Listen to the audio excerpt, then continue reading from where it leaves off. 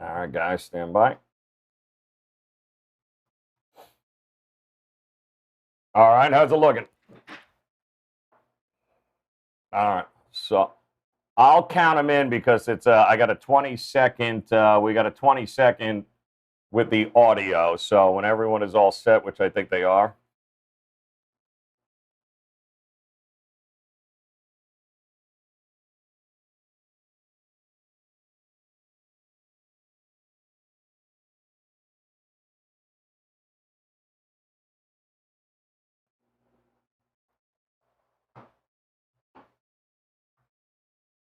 What is that? Am I missing?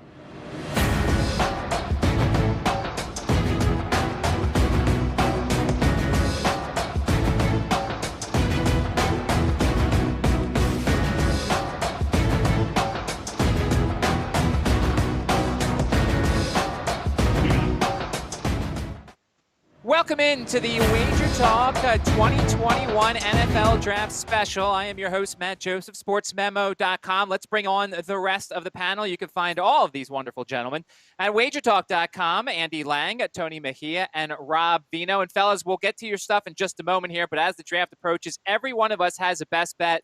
So we'll start things out with the prop master from WagerTalk, Andy Lang. Andy, what's your best bet for tonight? Love Patrick Surtain at first defensive player at -110. Obviously, a lot can happen with trades and people moving up, but I'm just going down. Obviously, the first 5 picks, he's not going, and then you get to the Dolphins, probably not going there. But then you get into that area where there could be some trades, but most likely there's going to be trades for quarterbacks. And then when I get to Denver, you might be looking at another quarterback, and I'm just staring at the Dallas Cowboys, who really need help on defense. They went with CeeDee Lamb last year. I don't think Surtain gets past Dallas at 10. J.C. Horn, very flashy, very long arms, and obviously he's got the Joe Horn pedigree, but I think Surtain is a little bit more NFL ready right now. So I think some of these teams up at the top are going to want a guy who can help them immediately at a really high level. I like Surtain to go just ahead of Horn. So I think -110 is a really good price. I found that on some of the U.S. and international markets. So really like Surtain. I think he's going to help a team early. That's my best bet. Really good bet. And as always, with all these bets and things like that, make sure to shop around because you certainly want to get the best price. My best bet for today, I found it in an offshore account, and being an ACC country, I wanted to capitalize on this. Under 5.5 ACC players drafted in the first round. You're going to get one off the board off the top at Trevor Lawrence. I think Travis Etienne of Clemson could be drafted in the first round. A pair of Hokies in Farley and Darashall, and then Miami kid Phillips, and I think that's about it. And there's a chance Etienne may not actually get drafted in the first round with a couple of decent running backs ahead of him, although Javonte Williams is one of those guys for North Carolina. So for me, at a -135 price, under 5.5 ACC players, I think there will be only 5 tonight, so I'll take that hook. Next up, also on WagerTalk.com, is Tony Mejia. Tony, what's your best bet tonight? Well, what's going on? Excited to be here on this draft show. I'm going to go with what essentially is a toss-up. It's Jalen Phillips from Miami against Kwity Paye from Michigan as the top defensive lineman taken in this draft. It's like -105 at FanDuel's, and I'm going to take Kwity Paye. I think he goes as high as 14th to the Vikings, so really like what he can do up front as an edge rusher. And then to close things out here is Rob Vino, also of WagerTalk.com. Rob, your best bet? Yeah, Matt, I took over a half a running back selected in the first round, which means if we get one running back picked in the first round, then that's a winner. Figuring that Najee Harris, or as you mentioned, Travis Etienne or Williams from North Carolina, one of those guys in the 20s, maybe to the Jets, maybe to the Steelers. There's some options when you get down there. But I figure one of these running backs will go. That's all we need to go here. Had to lay a quarter, minus 125 in juice for that. But I do think that one running back will go in the first round, even though there's a lot of teams around the league that don't believe in drafting first-round running backs. I think one of these guys will go. Yeah, a lot of rumors and stuff saying the Pittsburgh Steelers might be interested in Najee Harris. Maybe it's one of those draft days. They've already got a jersey ready for him. Who knows? But the Steelers will be later on in the draft. So tonight, basically, we're going to take you through a bunch of picks at the start of the first round. We'll give you our instant reactions or instant thoughts as to where these teams should go. Of course, some of the books may have odds open on some of these players, so we'll help you out there. And then we'll kind of tie things in with the win totals and how some of these teams have done in the offseason. And certainly, there's two bits of news today that are big and important. And we'll start with you, Andy, on this. We see Tim Tebow working out for the Jaguars as a tight end, and we see Aaron Rodgers unhappy with the Packers. That's certainly a specter that's going to hang over things here. How do you think these two news items will fit into what's going on today? Well, when you're dealing with one of the best quarterbacks to ever grace the NFL and Tim Tebow, I think there's going to be some damage done. No, it makes sense. It's funny, but I gotta say, I'm not a big Trevor Lawrence believer that this whole thing in Jacksonville is going to be a gigantic success. I have a lot of questions about Urban Meyer being in the NFL. Jacksonville, not really a winning tradition recently. I don't know if anyone's noticed that. And then hokey things like bringing in Tebow. I mean, Tebow's a walking circus with the media. Not necessarily his fault, but to me, that's just another little sign that what is going on in Jacksonville and how is this really going to work out? As far as Rodgers, who knows where he goes? It sounds a little I don't know. Is this really a surprise that Rodgers wasn't happy? That's all we heard about for the last few years. I don't blame him. I thought their draft last year was ridiculous. I thought they blew some real opportunities to get him some help now. But until I see something in concrete, I just can't imagine the Packers trading Rodgers. So the draft has officially begun, and it's expected that Trevor Lawrence is going to go number one. I do want to ask you, Tony, for strategy here. We've seen on Twitter the ridiculous bets, people putting $25,000, $50,000 on Trevor Lawrence just to win $50. What's your limit, Tony, in terms of juice on a bet like that? Obviously, you're not going to take something minus 10,000, but how high will you go before you say, all right, I can't get involved? I think 300 is the limit for me, and you have to be really confident to lay three bills just to win one. But minus 250 is typical money line in baseball that I would reach my limit on. This I would make an exception for props because it's a once in an annual event. So, but yeah, 250, 300 tops. Yeah, certainly, and it's just funny. You almost want to root against the people who make bets like that because you're like, why are you doing this for just $50? Rob, you look at this win total here, 6.5 for the Jaguars. Remember, we are playing 17 games this year. We assume they're going to have their franchise quarterback. What does that do for you in terms of looking at the Jaguars now that they have him in place? Well, I think it's really everything else that they do, right, Matt? I mean, they were pretty active in free agency. We don't know what the Urban Meyer culture is going to be, but as is everything in the offseason, I mean, the early reports are that things are going along very well there as far as players responding to Urban Meyer. They sit in a division where, Houston is not ready to roll. You have Indianapolis and Tennessee there in front of you, but to get to 7 wins and lose 10 games in the NFL, we know the way things go. It can be done. I wouldn't hitch my wagon to it right now. I don't think Trevor Lawrence makes that type of difference with the team right out of the chute, but certainly, 2-3 years down the road, once they get more pieces in place, they could be in good shape. And we don't know what they'll do with the rest of this draft. Who knows? Maybe I'll say something different 3 days from now. But right now, I don't think I would look to play over 6.5 with Jacksonville.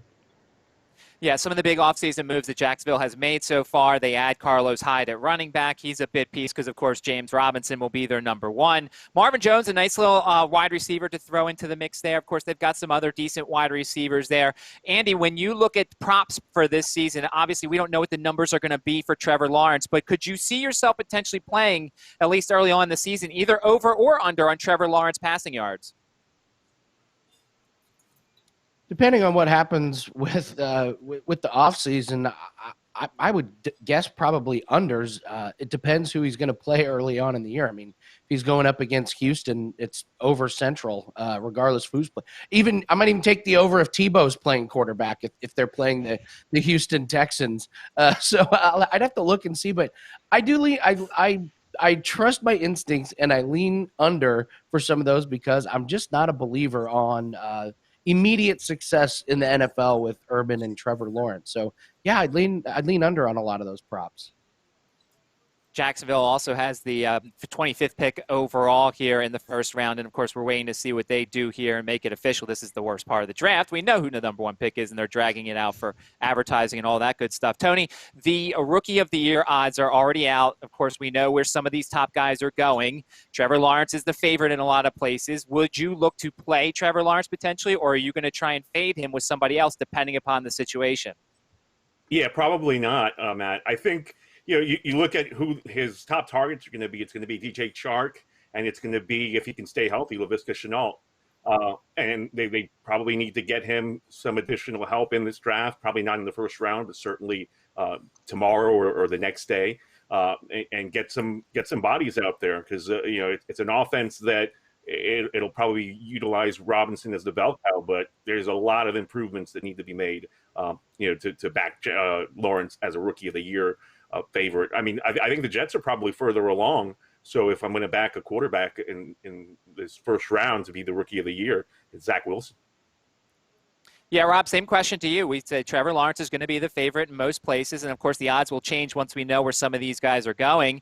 But what would you do right now with the Rookie of the Year odds? Do you think that you would put money on Trevor Lawrence, or are you going to find a better situation? Well, I think, whichever quarterback lands in San Francisco would be in the best situation, right? So you'd probably want to ride that quarterback. Certainly the 49ers have a roster that is designed to not only make playoffs, but, NFC championship contenders they'll be. So whether it be Mac Jones, whether it be Trey Lance, one of those quarterbacks, I would be more inclined to back. If I wasn't going to back a quarterback, Matt, I think you might want to back Kyle Pitts at this point in time if he finds himself in a good environment. I mean, if he lands in Atlanta with the receivers that they have, with Matt Ryan still being able to throw the football the way he can, I think Kyle Pitts would be a pretty good option as well. But out of the quarterbacks, whichever lands in San Francisco is going to have the best situation, even if the number 5 guy ends up, I mean, we could see a trade up with New England, right? And maybe somebody lands in New England, maybe somebody lands in Denver. But I still think the San Francisco situation would be the best. And certainly we want to go out and thank everybody who's in the YouTube channel, the Twitch channel, everybody who's supporting us. And certainly we'll take your questions as you bring them in as we continue to wait on this first pick. Also, we want to give you guys a little bit of a prize, a little bit of incentive for being here. And so we're doing our early bird pricing for the NFL through the Super Bowl. It's at the lowest price it'll ever be. But for the next 24 hours, because you guys watched us, even if you've got us on in the background, you're watching Mike Greenberg, whatever it is, you can take an $100 extra off your early bird pricing using the coupon code PROP, P-R-O-P 100, the number 100, P-R-O-P 100. And you can check out the other guys on WagerTalk.com. I am on SportsMemo.com. Don't forget the Jets are number 2. We know who's going there. And then number 3 is when the intrigue really begins. So, yeah, make sure to check out our page, WagerTalk.com. There's great live odds page. No matter what sport you want to do, baseball, basketball, soccer, hockey, football, the FCS, which we will have a show for tomorrow, go to our WagerTalk live odds page and Sports Memo as well, and you'll get the live odds because this is what you need so you can continue to shop and find the best prices and see where the line movement is no matter what your sport is. And so certainly we'll keep you posted on that. Let's go back to you, Andy. I didn't ask you about the Rookie of the Year odds, and certainly, as I said, Trevor Lawrence is the favorite. What's your plan of attack once we kind of get everybody slotted in? I couldn't agree with Rob more. Absolutely, the 49ers. I mean, talk about setup for success. But I do wonder if whoever goes to the 49ers, if they're going to start out with Garoppolo, if they don't find a suitor. If whoever goes to the 49ers, if the 49ers are thinking, let's take somebody, and then when Garoppolo gets hurt in week 4 or 5, we can bring in our healthy rookie. But if Garoppolo is still there and stays healthy, it might be sitting for a year. for that quarterback. So the Jets, I agree, are with Tony. They're farther along. Lawrence has just got a built-in advantage because all eyes will be on him. He's got the Urban Meyer factor. But, Trey Lance, the odds have shifted dramatically to go to 49ers, which means Mac Jones might be falling if he doesn't go 3. And I wonder if Mac Jones ends up going down to a team that might be really set up with a good roster. That could be a really, really deep sleeper if he ends up playing 17 games. Gets in a team with a good offensive line and some good weapons. If Trey Lance goes 3 and nobody else inside the top 10 picks him and he slides down and down and down and down, he could be a real dark horse, maybe. But Trevor Lawrence is favorite for a reason, but I will not be putting any of my hard-earned money on that. So as we said, the Jacksonville Jaguars have 2 first-round picks. We see a bunch of the teams. Jets have a couple of first-round picks. There's some other ones who have multiple first-round picks. Tony, obviously we will not be on, thankfully, in the late 20s when Jacksonville has their second-round pick. But they've got a bunch of needs: tight end, defensive line, safety, offensive line. Obviously we don't know who's going to be available there. But, Tony, who would you go with in that second first-round pick for the Jaguars? All right, so then Tony got dropped. So we'll take that to Rob. Rob, who we don't know who's going to be there, but what position would you address late in the first round if you're Jacksonville? Oh, goodness, I would address something on the defensive side of the ball, Matt. I think offensively, receiver-wise, tight end-wise, running back-wise, I think they're pretty well covered. And, of course, they're going to cover the quarterback once they select Trevor Lawrence. So I think you'd have to go to the defensive side of the football. I don't care which line of defense it is. Defensive line, linebacker, or the back end, the cornerbacks and safeties. I think the pass defense individually, they might have had more talent. It doesn't show up in the statistical numbers from last year, of course, but I would say they have to go defense. And for the listeners out there, don't take Matt at his word that we might not be hanging around until 23 or 24, because if Philadelphia trades down into the 20s, you can shift right over to a private little StreamYard show that Matt and I will be having as we wait for the Eagle pick and Matt's reaction to the trade down and everything else that might happen. I don't actually want to. The way Rob said that, the private little StreamYard show. I mean, this is going to be in the up and up. I probably won't take any shirts off or anything like that unless it's a really bad pick. But the way that you phrase that, Rob, can we bring up the draft order here? I just want to go and bring up the draft order so far for the draft because, of course, we're still on pick number 1. But we have Tony Mejia back. Tony, when you look at this NFL draft order, what sticks out to you? Where's the areas that you're looking the most here right now? As in, I think we'll have the run on quarterbacks early, and then the intrigue is which, after Chase is taken, which Alabama wide receiver is a team going to fall in love with and make their selection. I mean, I can make a case for either guy, Waddle or Devontae Smith. Waddle obviously coming off an injury, but a little faster. And Smith, what he's shown as far as being ready for prime time, that's intriguing to me as who pulls the trigger on who, and with, both guys being from the same school and whatnot. So Rob mentioned trades, Andy. There's going to be some trades tonight. Hopefully not the Eagles for personal sanity, but where do you think the first trade may occur tonight? Well, I think you got to look at that Detroit, Carolina area. If there's a quarterback sitting there that some team likes, both those teams could easily trade back. I don't know who would move up there, but that's the fun of trades. We don't really know. And once one of those happens, you never know. The floodgates may open. You could see a slew of trades. And if by some miracle Aaron Rodgers does get traded, then you're looking at all kinds of movement. But I would be looking at Detroit. Detroit needs so many things that I don't see who they could take that would make an immediate help with them. I think they would be much better moving back and loading up on some late first, early second round help on offensive line, defensive line.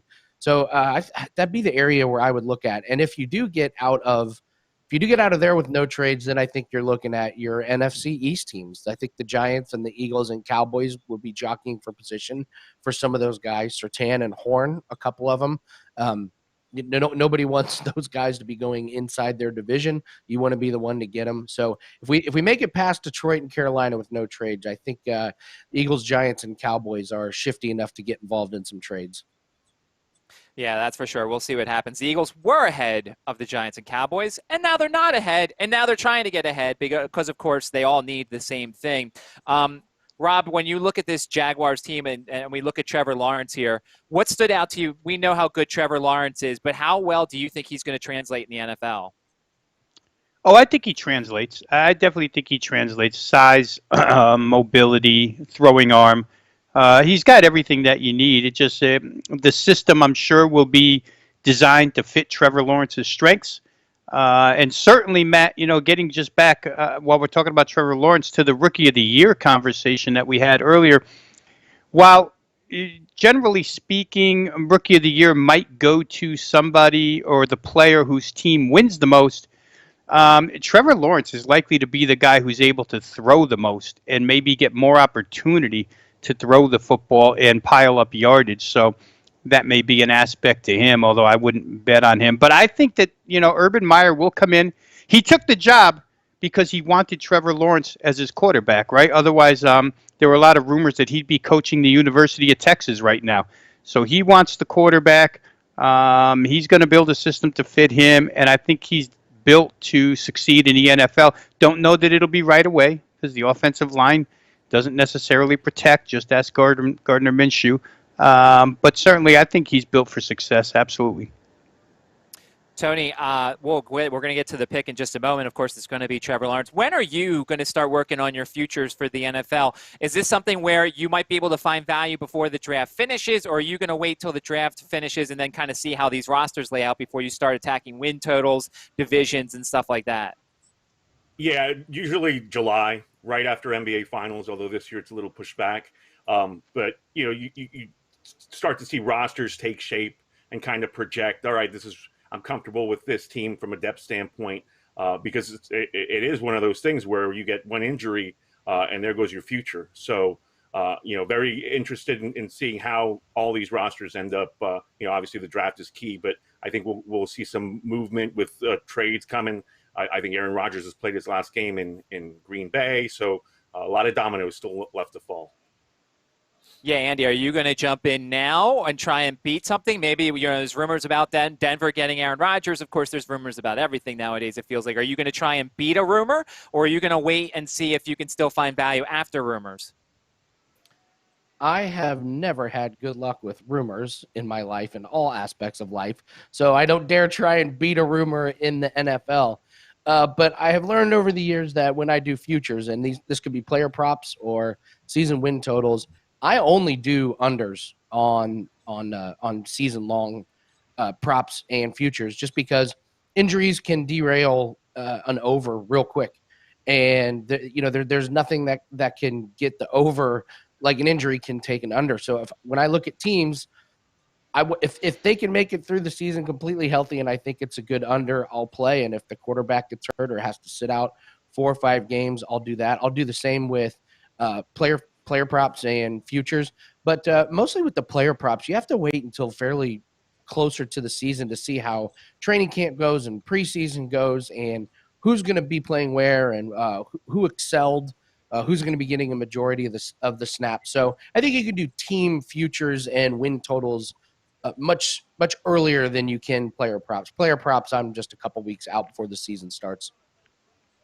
Rob, close out this conversation here. There's going to be people who want to jump on a win total after the draft. Maybe they find some value. Would you recommend jumping in now, or are you the type of guy who wants to wait and potentially lose a little bit of value?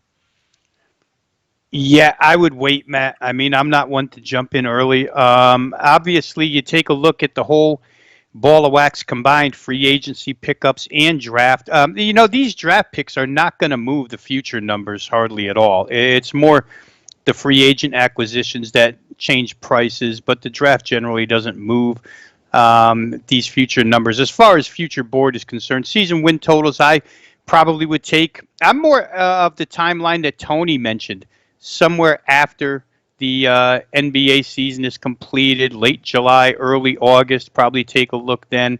Again, the other guys have hit on the injury factor, which is huge in the NFL, but I'm not one to try and take advantage early. You know, real quick, Matt, I did actually beat a rumor in the NBA, and I played the Denver Nuggets to win the Western Conference when it seemed like they were going to acquire Aaron Gordon. So I got there, and I got the good price, and they did acquire Aaron Gordon.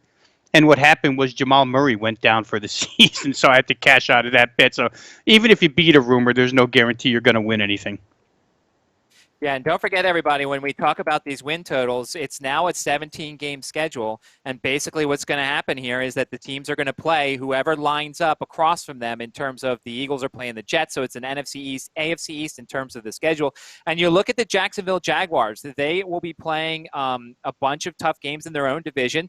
They've got the NFC West, Arizona, San Francisco at home, at the Rams. They play at the Seahawks and at the Patriots. So there's a lot of tough games on this Jacksonville schedule. Over under of 6. They're plus 1,200 to win the AFC South, a long shot to win the AFC Championship, and a longer shot to win the Super Bowl. So tough schedule, Andy. Despite the fact they finished last, they're getting a lot of tough teams, and they get the NFC West.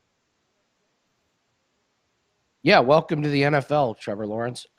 You know, this is going to be a tough year for him.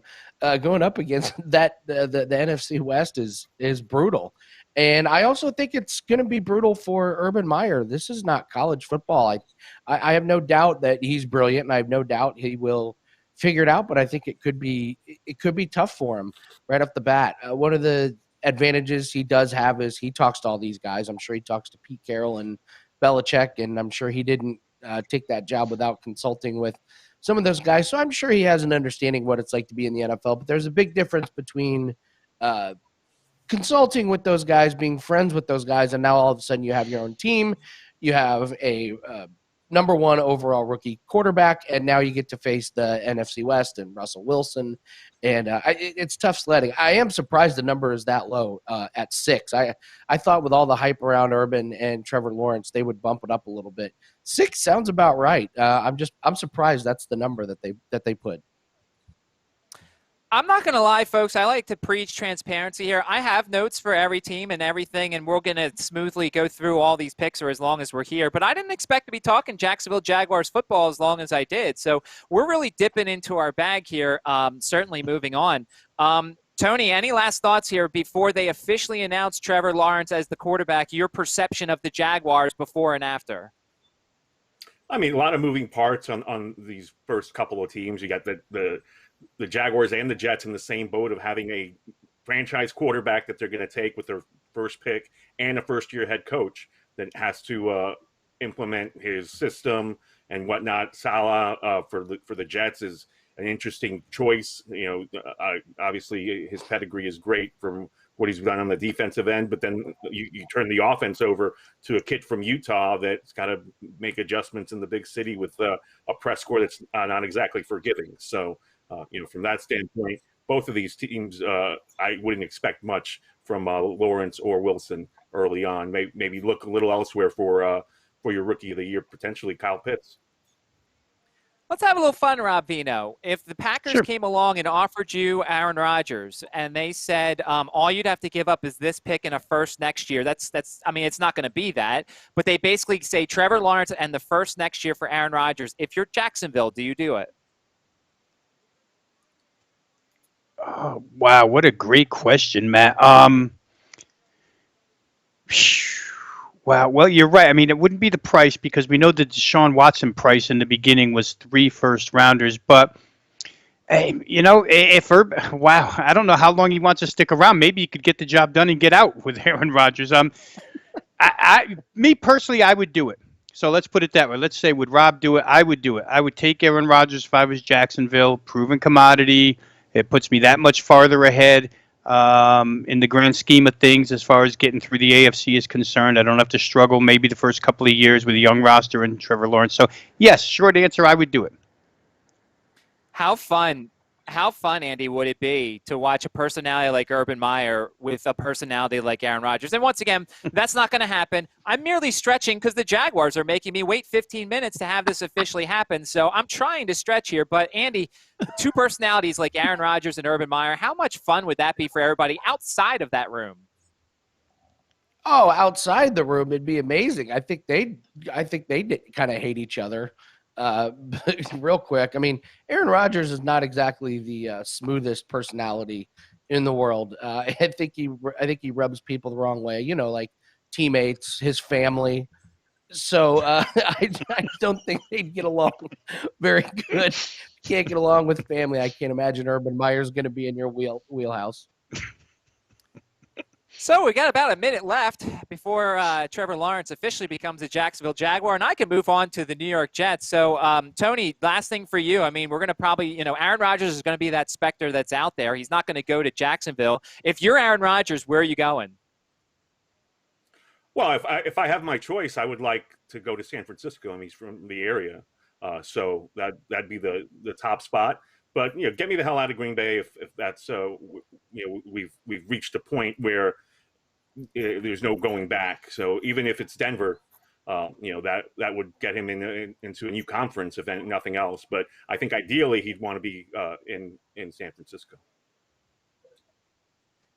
So the pick is in, and I just want to this is going to be like Joe Lenardi here. We're going to all pat ourselves on the back here, because if you notice during all the one shots, they've put up our top fives, and because before the show we wanted to do our top fives to show how smart we are. We all got Trevor Lawrence. So we're tied with Todd McShay and Mel Kiper. And so basically if you want mock drafts, go to the four of us. I mean, I don't know why you need to pay ESPN Insider. We all got it right, and there it is, the clever graphics showing our top 8 here. Andy, as we get ready for Trevor Lawrence, knowing that we may interrupt you with the official pick, just tell us your top 8 here and why you went the way you did. Well, Lawrence, Wilson, Jones, Pitts, obviously we have general consensus there. And I went with Sewell with the Bengals. In my heart, I believe that Chase is going to be the pick. But if I'm Cincinnati, I think it's more important to get Burrow protection. He's already had one bad injury. There's a long line of really good young quarterbacks that if you don't get him protection, it's just a very quick, short career. See if I hit my best bet with Lawrence. There you go. I mean, we all got our number one pick, and so this is what's happening here. And, Trevor Lawrence, the number one pick. So we're all 1 for 1. And basically, I mean, it was the no-brainer. Jacksonville taking Trevor Lawrence, the guy who was huge at Clemson. Ooh, clever statistics here. 66.6% completion percentage, over 10,000 yards passing, 90 touchdowns. He's got the hair. He's got NFL hair. He's like Sunshine Ronnie Bass from Remember the Titans there. He's got the hair here. So let's just go around real quick. Tony, the pick was as expected that Jacksonville takes their man. Yeah, I mean, we knew this was coming. We anticipate Zach Wilson next, and really probably aren't going to be surprised until we get to the number 3 spot. And already betting markets are tipping us off on that. But when we did our top 5s prior to this draft, I liked Mac Jones going there. It doesn't seem like that's going to be the case now. It looks like Trey Lance. Rob Vino's $50,000 wager for Trevor Lawrence to get picked first for $50. It won. Rob, you must be a happy man after that. Yeah, the $50. I need it, Matt. That was a lot of risk to get that one home. But I feel like Jacksonville has been locked in to that pick. They cornered themselves since maybe the 10th game of the regular season last year, right? A tank for Trevor. So certainly, I don't think there was ever going to be a change in that pick. We know now that there wasn't. He's got all the tools. Let's face it, guys. And unless injury were to derail him, then I think he's going to have a pretty long, successful career. He's built, and he takes hits with that frame of his to suggest that maybe, he can avoid injury. But, again, under some siege in the NFL here, we'll see how he does against some fierce pass rushes. I think it's the right pick. I agree. Clearly, we're all right here. So we're all 1 for 1. So let's start moving on. We'll start talking about the Jets. And, of course, the Jets have a place in my heart and Andy's heart. because the Jets had the best prop of all of them last year, with the first quarter over half a point. If you're not familiar, last year on Prop It Up, we started talking about it. The Jets were a team that's very bad on offense, and yet they scored in the first quarter. And quite often during their streak of, I think, 8 or 9 games, they scored in the very first drive of the game. So it was one of the most profitable props we ever gave out. We know who's going to go to the Jets here. At least we think we do. Zach Wilson at BYU. Andy, what's your overview of the Jets? And they add a quarterback that's now going to be their franchise, hopefully. Well, they had a really funny shot there on ESPN of Zach Wilson and his mom, crying. An emotional moment. I'd be crying too if I went to the Jets. So I don't know if she's crying tears of joy or tears of sorrow with going there.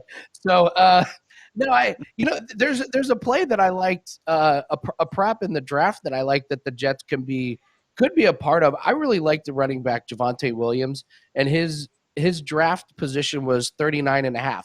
And I think there's some teams later on that want and need running backs, and I think it's a pretty shallow pool.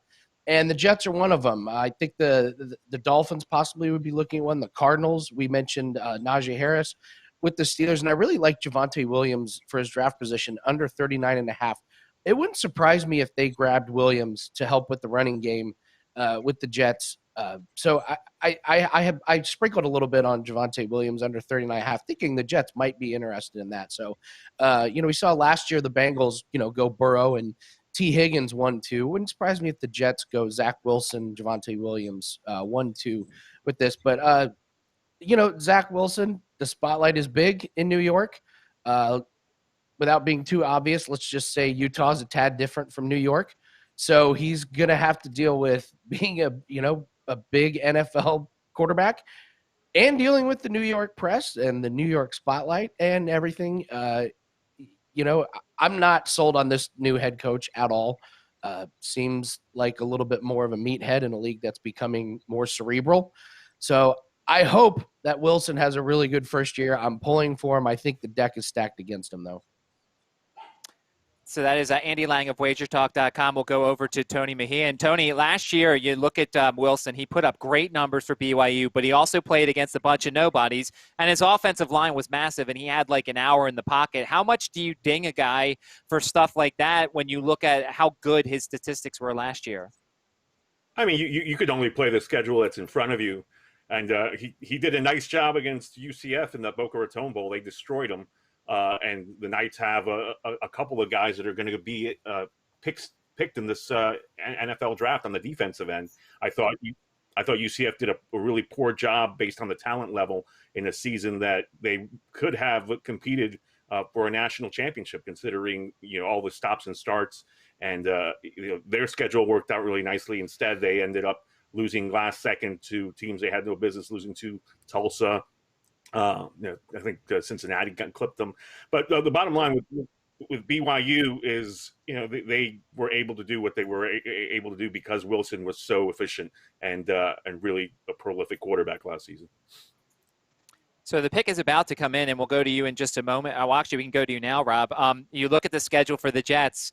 They get the tough division in the NFC. They are going to host the Saints. They're going to host the Buccaneers. They will play at the Falcons and at the Carolina Panthers. They do get a road game against Denver. They play a road game against Houston, a road game against Indianapolis. They do get a home game against the Eagles as that extra 17th game this year. We saw in that last graphic, 6 is the win total, and now a rookie quarterback. Early thoughts on how many wins you could think the Jets might get with a seemingly tough schedule? Yeah, well, and the division just gets more difficult by the day, right? I mean, if we all anticipate New England coming back and performing better than they did last year, you already have Buffalo, who's the class of the division right now, Miami, who's up and coming as fast as anybody. So that's 6 very difficult games inside your own division. What you just rattled off, Matt, as far as NFC South competition is concerned, it makes life tough. There's no question about it. I do think that the Jets are trying to put some good pieces around him. They signed Corey Davis as a wide receiver this offseason. Big question here would be Mike LaFleur as the offensive coordinator, right? He's going to come in and run this show here, younger brother of Matt LaFleur. We would anticipate this being a more modern offense. Robert Saleh probably gives him the keys, and Zach Wilson will get to learn a new playbook. In my estimation, guys, if not for here we go. I mean, you can continue, Rob. I mean, it is Zach Wilson, so, the pick that we knew probably many, many days ago. But you can continue with what your thoughts are on the Jets. Yeah, I would say if not for the concern about his build, 6'2.5", 210, I think, and maybe you worry about injury, I think Zach Wilson might be the most talented guy in this draft. I think his running, his improvisation skills are certainly a little bit underrated where mobility is concerned. This is a guy who can take it out of the pocket and scramble 20, 25 yards and, have guys chasing him. He's not going to get caught. The arm talent is undeniable. The schedule, as Tony mentioned, is what it is. I think if Zach Wilson had shown up on a campus in the SEC, he might have beat out a lot of quarterbacks in the SEC for the starting job. So he's my personal favorite quarterback in the draft. My only concern with him is, of course, you got to keep him healthy. The Mekhi Becton draft pick last year was the beginning of trying to build an offensive line. Salah's going to try and put together a running game to protect him. So, they might not win more than 6, but I think he's in a decent spot. And one more thing, guys. Now, we don't get to interview these players. So all we know is we watch a ton of college football amongst us, and we see these guys on the field, but we don't get the opportunity to sit across a desk and see what kind of kids these guys are. But by all accounts, Zach Wilson, and the best place to go is to the head coach, right? Kalani Sitake said he's as mature a player as he's ever had and the hardest working player he's had. So those two are real good traits when you're heading into the NFL. By the way, we're all 2 for 2 now, just so you know. We're all 2 for 2. Take that, Kuiper and McShay.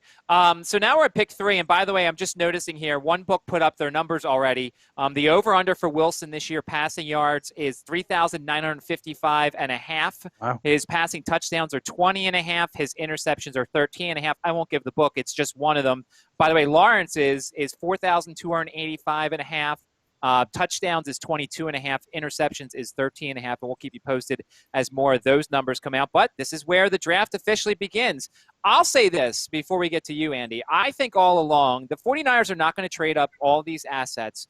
They're not going to make this move and not know who it is. So all these stories that say, oh, well, we're deciding between Mac Jones and Trey Lance. Oh, we're deciding between this. I think it's a great smokescreen. I think Kyle Shanahan has played everybody. I think Mac Jones is the pick, whether you think that's right or wrong. But I think that they all along knew what they were going to do here. And we're going to see, obviously, it's about 4 minutes and 45 seconds. Do you think, Andy, that any of this stuff the last couple of weeks is like, oh, they don't know who they're going to pick here? Do you actually believe that? Or do you think all along they know who they're taking? I think trading all those picks would be like buying and spending a lot of money for a front row concert ticket without knowing what band is playing. You wouldn't do it. So, yes, I think they know who they wanted. I can't imagine a team like the 49ers would spend all that capital and not know who they're taking. Yes, it's a lot of smokescreen, and it makes the media's life very easy. It makes morning talk shows very easy because now we get to talk about, well, who are they going to take and who are they going to take? And it makes you wonder if behind the scenes San Francisco's chuckling a little bit about, they think we're taking this guy. No, we're actually taking this guy. So, yes, I believe they known all along who they were going to take. I don't believe you make a move like that unless you believe. I do believe that they don't know what they're going to do with Garoppolo. I don't know if that is finalized for them. I don't know if offers have come in and they're still working behind the scenes with those. And I don't know what you can get for him or who would be interested. I think the Garoppolo is still in flux. But as far as this pick, I believe they've known for a while who they want. I just want to thank Jordan Weiner, teasing the NFL, Brent Hall, Martin Reynolds, all you guys in the chat who have supported us and certainly hit the like button. Make sure to hit the bell. Don't miss any of the shows that are going to be on this station. Of course, we got a ton of shows tomorrow and all throughout the weeks here on the WagerTalk TV YouTube channel. Don't forget to check out our website so you can find Andy and Tony and Rob at WagerTalk.com. They do a great job in their respective sports, whether it's NBA, NHL, whether it's golf props, NASCAR, whatever it is. These are three guys that you certainly want to support on WagerTalk.com. And, of course, also check out the live odds page. It's one of those pages that you must have bookmarked, because if you're going to bet on a sport, you need to get the best price. The live odds page does a great job of getting you updated on where live odds are moving and things like that. And certainly check out sportsmemo.com. I'm on sportsmemo.com. Tony, let's take a look at the 49ers schedule for this coming season. This is a team that's going to be in a very tough division. You look at their AFC games. They host Houston and they host Indianapolis. They've got a road game against Jacksonville. Their extra game is a road game against the Bengals. There are some winnable contests in there. And as we've talked about, the 49ers have a nice little base for a roster if they make the right pick here. Well, I mean, I think the right pick would be Kyle Pitts. You take Pitts and you put him next to George Kittle, and they've got Brandon Ayuk, and they've got other weapons I could throw to them. So, from Garoppolo's standpoint, yeah, you want to turn the page there because he's been underwhelming. But, I think the best player in this draft is Kyle Pitts. But they're going to go quarterback. And, like I said, when we talked earlier today, thought it was going to be Mac Jones. Now it looks like it's Trey Lance, and we'll have our suspense here end very shortly. Yeah, Rob, I feel like I'm also going to, usually when it's about time for the pick to come in, but we've seen some wild swings in these odds, whether it was Mac Jones for the longest time, and then all of a sudden the move today to Trey Lance, there was that brief blip where they thought Justin Fields was going to go there. Just kind of talk about what you saw with the odds for this pick. Yeah, you know what, Matt? It leads you to believe that somebody might have known something, but I didn't expect it to sway the way they did. You would expect a little bit of movement, but not the type of movement that we've seen toward Trey Lance. So it'll be interesting to see who they do end up picking here.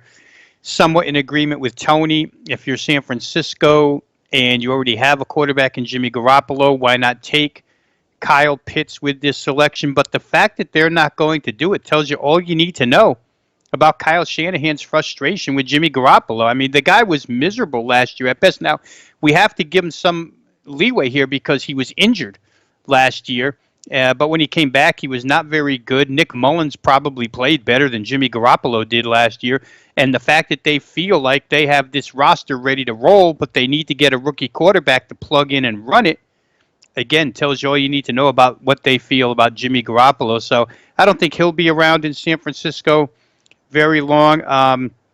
We can backfit the philosophy to what San Francisco's done as soon as we see the pick. If they pick Mac Jones, we know that they take him because he is, as Matt Rule put it, guys, real quick. Matt Rule had a Senior Bowl roster this year. NFL coaching staffs coached the Senior Bowl.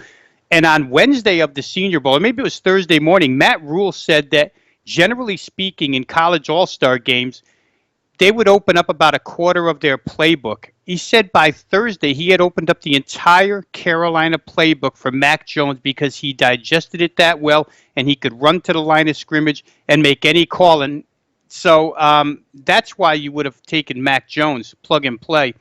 If it's Trey Lance, I would just say maybe Jimmy Garoppolo's sticking around, but we'll see. And the pick is in. And the movement today was right. North Dakota State's Trey Lance is the selection by the 49ers. Unfortunately, we all have Mac Jones, so we're not going to be able to be mock draftologists or anything, but that's fine. We'll take our 2 free spaces and say thank you very much. So Trey Lance, Andy, first reaction here. The North Dakota State quarterback puts up good numbers. Of course, Carson Wentz from North Dakota State, so there is some pedigree there for the college. But, of course, his statistics are a little bit different than those in the FBS level. It makes sense to me. Rob mentioned that Jimmy Garoppolo was hurt last year, but that's become a Jimmy Garoppolo thing. He's hurt all the time, and I think that's part of the big frustration with having Garoppolo on your team is you build an offense around him, and then he gets hurt. And so Mac Jones I believe he had 0 run plays called for him last year. And as we're seeing more and more, that's not what coaches want. And Kyle Shanahan likes I think he likes the mobility, and I think it fits into the running style. So now you add to all those running backs, you had a quarterback that could move and that you can design some runs to the outside, up the middle. And as long as he can stay healthy, I think he's now it is interesting with Garoppolo and Mullins. Now you have 3 guys on the roster. And I don't know if you guys saw Patrick Mahomes' most yards in the first 16 games of his career. Number 2 on that list is Nick Mullins, believe it or not. So Nick Mullins has the second most yards passing in the first 16 games of his career. So I got to believe one of those guys, Garoppolo or Mullins, is on his way out, and they stick with it. I think that offense is going to be really interesting to watch. Going to be probably a lot of running. So I would look for, honestly, Matt, if we're talking about some props, the 49ers get the ball and run as much as I think they might. That's a lot of clock that runs off. I could see a lot of unders on player props for the opponents in the 49ers games. Yeah, Tony, you see the graphic here, over-under of 10. Of course, the odds to win the NFC West, I mean, that's going to be, it's a tough division when you got Russell Wilson and Kyler Murray and Matt Stafford there. But this feels like they're going to be an under team. I feel like we're going to see a lot of 38, 39 totals for the 49ers this coming season, don't you think? Yeah, I mean, Josh Rosen's on the roster, too. I think there's a lot of uncertainty with at this point. Do you entrust Garoppolo to be a mentor to a guy he's going to lose his job to eventually within a year or so, and you still have a playoff caliber roster to work with? So when do you pull the plug? There's animosity, obviously, between Shanahan and Garoppolo as well. I think we got a TBD on this one because there's going to be at least another deal in the works. And again, if you want to beat something, I think Aaron Rodgers as a potential landing spot. Maybe you drafted a Trey Lance to orchestrate that somehow. So it remains to be seen. But yeah, certainly I think there was also issues where San Francisco losing Sal out of the Jets and the offensive coordinator now as well. It's going to be leadership at the top. Kyle Shanahan's obviously going to be at the controls on the offense, but new defensive mindset. So a lot of moving parts. So Rob, I framed the Falcons as this. The big decision for the Falcons is, do you want to go for the shiny object and Kyle Pitts and make a really good offense for the next year or two with a mediocre Matt Ryan, who I'm not a fan of? Or do you want to set your franchise up for the future by drafting a Justin Fields or drafting a Mac Jones if they like him? I don't know if they expected Mac Jones to be there. And then just kind of take your lumps because, if your offense is really good with Matt Ryan, Julio, Calvin Ridley, and Kyle Pitts, you're not going to be in a good position to get a Sam Howell next year, another quarterback, because you're going to be in the middle of the draft next year. So, Rob, what do you do here? Do you go shiny object and Kyle Pitts and a really good offense, or do you set your team up for the future here with a guy like Justin Fields? With Atlanta, that's a good question, Matt, because I feel like Atlanta always feels like they still have an opening to that window where they can make it into the NFC playoffs and make some noise. Last year, and we'll talk about this a lot as we discuss teams, but last year, maybe because of the coronavirus pandemic, whatever, there were teams, as we did NFL shows each week, that were just ravaged by injury. Atlanta's defense was one of those such teams, yet towards the end of the season, Atlanta's defense played better than they had played all season long. So maybe that's a bit of a turning point for the Atlanta defense. Maybe that's a stepping stone into this year.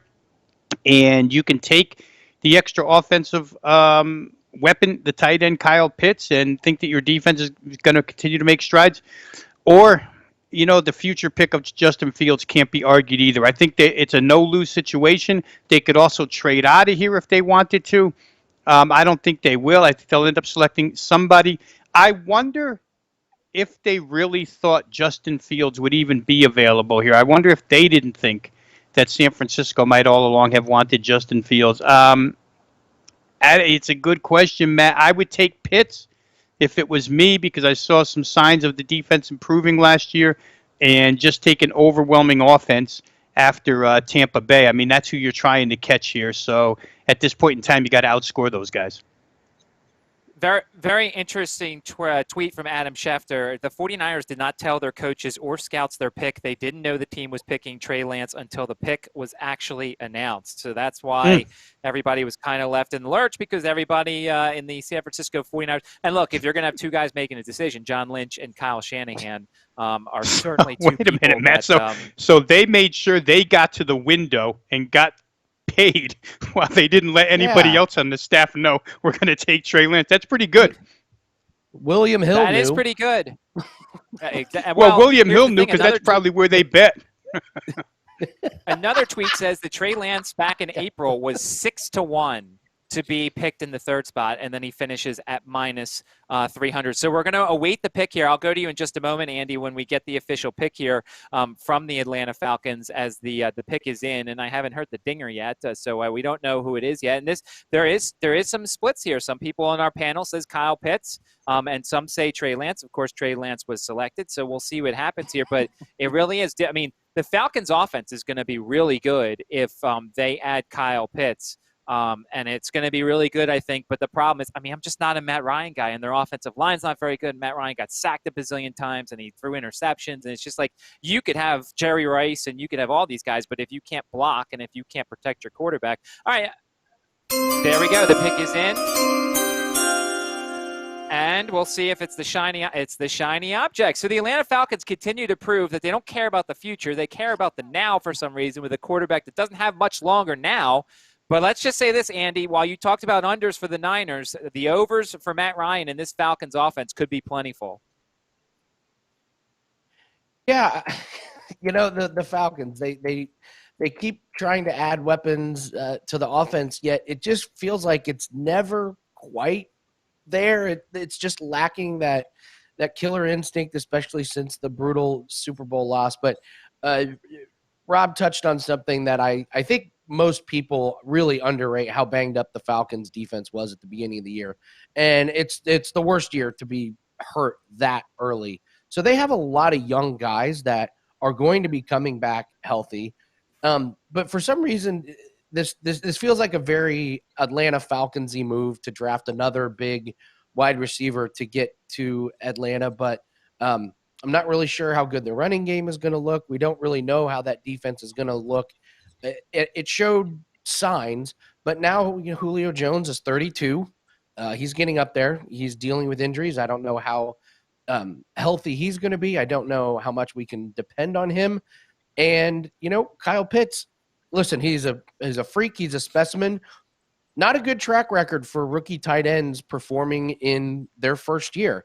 So while he is, viewed as one of the best tight ends, if not the best, coming in, it's just not a good track record. So I think, he's going to be drafted high in fantasy leagues. I think that's a mistake. I think people are going to play his props over early. I think that's going to be a mistake. But it's certainly going to help Matt Ryan's numbers for sure. I just don't know exactly how much that helps the Falcons right now. Not necessarily a need it's not something they needed. It's something nice to have, but not a need. Yeah, Tony, I mean, Matt Ryan does like to throw to the tight ends, but it feels like they had bigger needs. They need to set themselves up for the future, because it's not like their defense is all of a sudden going to be better. Are you going to be looking at potentially a lot of overs with the Falcons? Because this offense is going to score. It's just they're going to give up a bunch of points too.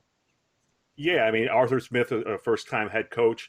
The defensive coordinator is Dean Pease, who's a longtime defensive coordinator in this league, has proven it under everybody.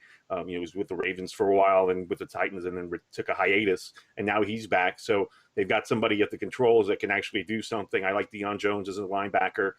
So maybe there's some pieces to work with, but, we saw the Falcons collapse time after time. We'll see if the new brain trust helps facilitate some changes that are much needed there. And I think as far as Kyle Pitts goes, who are you going to double? You're going to double Pitts? You're going to double Julio? Or are you going to double Calvin Ridley? There's a lot to work with there. And, Matt Ryan, for whatever is said about him, can make reads pretty quickly. So, I think right now going into May, they look like an over team. So, Rob, the same question. This is I framed the Bengals as the same thing I framed the Falcons. Shiny object of Jamar Chase, who's got chemistry with Joe Burrow, a guy that's going to really help your offense. It's going to make things look good, but you're still not protecting your franchise quarterback. And there's Penei Sewell, who's going to be, they say he could be Anthony Munoz in terms of how good he is up front. So what are you doing? Are you protecting your franchise, or are you going for the flash of Jamar Chase? Yeah, real quick here, Matt. I just want to backtrack one quick second here. The last 6 quarterbacks of the season that the Falcons faced last year, Drew Brees, Tom Brady, the Raiders' Derek Carr, who had a phenomenal year, Justin Herbert, and Patrick Mahomes, they held 5 of those teams to 24 points or less. The only team that got more than 24 was Tampa Bay, so maybe we're underrating that defense and the corner that they may have turned last year with the youth and Dean Pease, of course, as Tony mentioned. With Cincinnati, Matt, I'm all about protecting the franchise. I know that Joe Burrow is going to bang the table for his guy, Jamar Chase.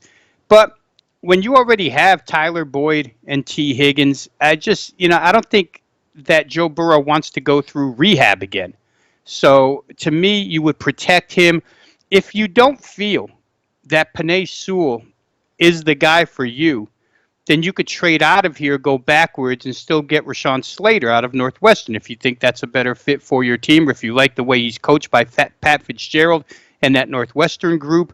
A lot of NFL teams have come calling and knocking on Pat Fitzgerald's door in recent years, so maybe you like him better. But if you do, I think you trade backwards and still get him. Otherwise, you take Penei Sewell right here, a left tackle with all kinds of ability, although he opted out last year. I just don't see the reason to take Jamar Chase with this pick. Again, you referred to it as a shiny object, and especially in Joe Burrow's eyes, that's the shiny object. Yeah, and you look at this division, Andy, and you've got Cleveland, whose defense is great. You've got Pittsburgh, whose defense is great. You've got Baltimore, whose defense is always very good. And, of course, there's going to be some other tough defenses in the AFC. You're going to want Joe Burrow to be upright. Let me ask you this. If Jamar Chase wasn't teammates with Joe Burrow at LSU, let's say he went to Montana or wherever, a random school, does that change things because of the fact that he had chemistry with Burrow in college? Oh, absolutely, 100%. I will just say, as somebody that lives in Indianapolis that's followed the Colts, our previous GM before we got Ballard was a shiny object guy. He traded a first-round pick for Trent Richardson, completely ignored the offensive line, and got Andrew Luck absolutely destroyed. I mean, he had a lacerated liver from getting hit so hard. And Ballard comes in, and within just a couple years, builds one of the best offensive lines in football. And he did it through the draft. And Quentin Nelson wasn't the number 1 pick overall. I believe he was 4. So you need to have the offensive line before you have the receivers, in my opinion. I watched Andrew Luck get beaten and battered around, and you just can't have Burrow go through that. So for Burrow's sake, I like watching Joe Burrow. I thought he was really good last year, but I just hate seeing these young guys get clobbered game in and game out, and I would just hate to see the Bengals go after the shiny object here instead of working on the trenches and protecting him. We're taking some reaction from inside the YouTube chat room, and Kevin Harris is in there. He's a Falcons fan who says, I can't think of another quarterback who's been spoiled with weapons this much from start to finish in their career. I'm done with Ryan. How many fourth quarter picks till we're done with him? I mean, it's a guy that's gotten a lot of chances. And Matt Schaub's no longer there, folks. The security blanket is no longer there. So he's not going to have that guy there. So, Tony, we'll go to you as we get set for this pick here. Are you going offensive line and protecting your franchise, or are you helping him out with a little bit more skill help? I'm not. I listen to him because I know that that's who he wants. He wants Jamar Chase, get him his boy. They've got young tackles as it is. Jonah Williams, he was off injured, but they spent high on him. Riley Reif, they just brought in. He's a proven guy. So, while Sewell makes the most sense, I think ultimately you end up appeasing your quarterback and, having somebody that he's been tight to that is an elite wide receiver. And it really kind of straightens out your receiving core as well, because Tyler Boyd and T. Higgins fall in line behind Chase, who I envision to be a number 1 immediately. So, and then we do know here that Justin Fields will not be the selection. So now we'll start wondering if A, there's going to be a trade in place soon, or B, how far Justin Fields and Mac Jones are going to fall. I think some people thought if Mac Jones doesn't go third that he's going to fall a bit. So if you're New England, if you're Washington potentially, if you're one of these teams that wants to move up, when do you start thinking about it? Because we know the Dolphins, we think the Dolphins are happy with Tua. They may not, but most likely go in that direction. And then you've got the Lions, Panthers, and Broncos. So we wait for the Bengals. Let's pull up the Bengals graphic one more time with regards to the win total and their odds and everything. 6.5 is their win total. You look at the Bengals schedule, as you talked about, tough division. They've got a road game against the Jets. They've got a road game against the Raiders. They'll play the 49ers as their extra home game for that 17th game. Don't forget, everybody, there is 17 games this year. And, of course, they're going to travel to Chicago. They're going to host Green Bay and Minnesota. So it's going to be, we'll see what happens. I do love that music. And we'll see who the actual selection is. And it's Jamar Chase. So they did go with the, and I'm not demeaning these guys. I'm saying it's the shiny object. He's going to really help this offense, and the wide receivers are going to be big here. So, Rob, what do we think here? Jamar Chase goes to this offense. You mentioned the wide receiver depth they have already. So Joe Burrow is going to put up some good numbers once again.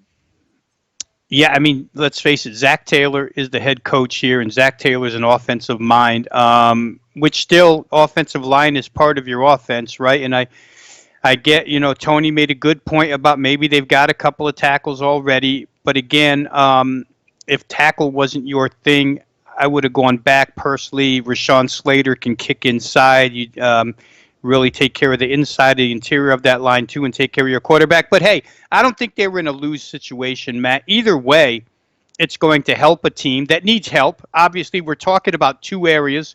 So they try to fill one. They make their coach happy, they make their quarterback happy. They make their receiving core as dynamic can be, because even though Tony said that Jamar Chase, he envisions him as a number one, Tyler Boyd and T. Higgins have both put up numbers as if they could be number one. So you got like a 1 and 2 1As here now.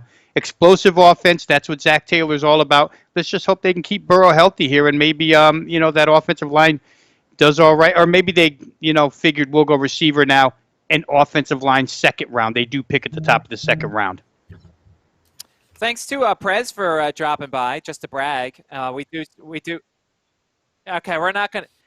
All right, the voice in my ear says don't acknowledge the man who has streaks in his pants or something. I don't know, streaks wearing pants. I don't know what it was, but he's got something going with pants. I'm just going to move on here. So the next pick here, and now we do start wondering when some of these other quarterbacks are going to come into play. And certainly if you're like me, who took the over for Justin Fields at 7.5, you're sitting here saying, all right, well, where's he going to go? Number 6 is the Miami Dolphins, who have about 18 bazillion first-round draft picks here. Whoa, they need a wide receiver. They need an edge rusher, offensive line, running back, linebacker here. Andy, what are you thinking here? The Dolphins, how happy are they with Tua? Well, I think the jury's still out on Tua. I mean, they made such a conservative offense for him. He wasn't throwing it deep. I think that was by design. I'm surprised at how quick this pick came in. It's like they really knew what they were going to do there. So I'll be interested to see. I think you got to add to the offense. You got really, really good coaching staff down there. The defense was really, really improved. And I think you give Tua as many weapons and as many protection options as possible. So my guess would be wide receiver. Maybe they like Sewell. Maybe Sewell's high on their list. So I could see a Waddle or Smith or maybe a Sewell. But the fact that they already have the pick and we're just waiting for it to be – they haven't even got done doing the Jamar Chase highlights before the Dolphins made that pick. So they had somebody on their board probably going to be offense, and I would go on a limb and say it's a wide receiver. I'll say it's a wide receiver. They want to give him some more weapons and try and get him a little bit more dynamic passing game with a little bit more aggressive throwing style this year. Let's pull up the Dolphins odds and things. And if you look at the Dolphins schedule, tough division. The Patriots are not going to be as bad as they were last year because remember, all the opt-outs are going to come back most likely. They got a home game against the Ravens. They got a road game against the Saints. They got a road game against the Buccaneers. Their extra game is against the Giants in Miami, so that's always a tough thing. And it's going to be a tough schedule. This is a Miami team that's still building, though. I would have thought they'd maybe consider Justin Fields here if they weren't big Tua fans. But then again, there's also the other dangling carrot potentially in terms of Deshaun Watson if he gets over his law issues and everything like that. There's going to be teams who want to line up for him if he even plays next year. We don't know how he's going to be, if he's going to be suspended or not. But Tony, what are you doing here if you're the Miami Dolphins? I'm taking Devontae Smith and pairing him with Devontae Parker. Simple as that.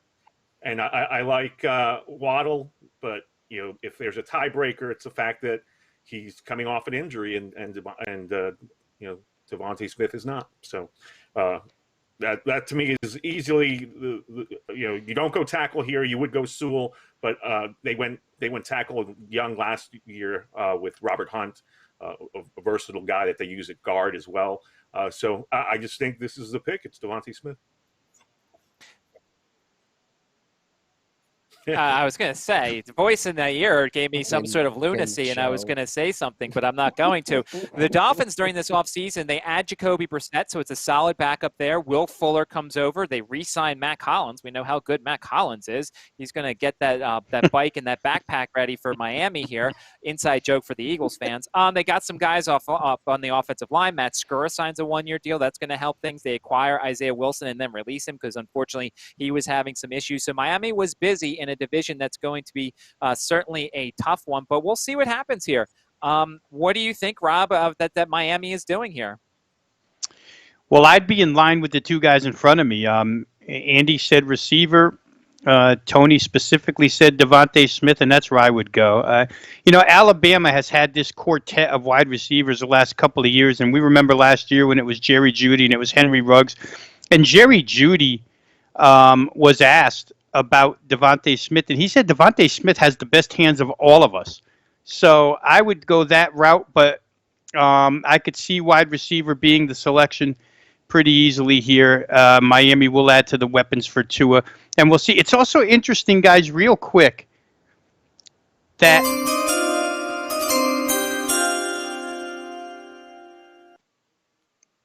and I heard in my ear the pick is Jalen Waddle. There we go. Okay. Real quick, it's interesting that when asked, these four wide receivers that have come out of Alabama all didn't say significantly, decisively, maybe just with a slice of paper or a piece of paper, that they thought Mac Jones was the better quarterback than Tua Tagovailoa. So we'll see. Tua gets reunited with Jalen Waddle here.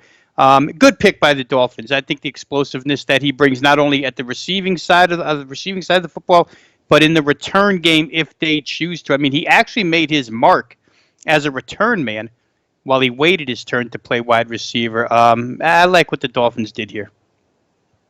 Yeah, it'll be interesting to see. I did see a statistic regarding Devonta Smith that there has not been a wide receiver with his size in terms of his weight that has been drafted in the top 15 in the history of the NFL draft, and I think there's going to be some teams who get scared. I mean, they get scared by that. And of course, let's take a look at the, I was going to say we were going to take a look at the draft order because it was up there. So next up is the Detroit Lions, who have the wide receiver need. So they could go Devonta Smith. They need a linebacker, safety, corner. They could go a bunch of different directions. Carolina is at 8.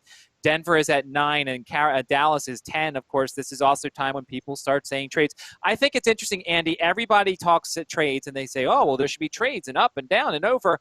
It's not that easy to make trades. You need both sides to make trades, and I feel like people kind of discount that fact. They're like, oh, well, this team needs to move up. Well, like the Lions have to say yes. The Dolphins have to say yes. You can't just trade and then say, this is my pick now. There has to be some sort of agreement. Yeah, and I feel like with trades, it's kind of everyone's looking around wondering what the other teams are going to do, and then someone makes a trade, and it's like, oh yeah, we should make a trade. Oh yeah, we should make a trade. We should make a trade. So I think when one team makes it, it's kind of a domino effect. So it's just when one team makes a trade, then the others go, oh no, who are they going to get? We better move up and grab somebody. So we haven't had that first domino, but I believe this is where it starts. I think this is where the trade talk really, really gets serious. It's with Detroit and Carolina. That being said, Detroit is in a really good spot because there's some really good players still on the board. They have so many needs. That's a good thing about a team that has so many needs is anybody you draft is going to help you.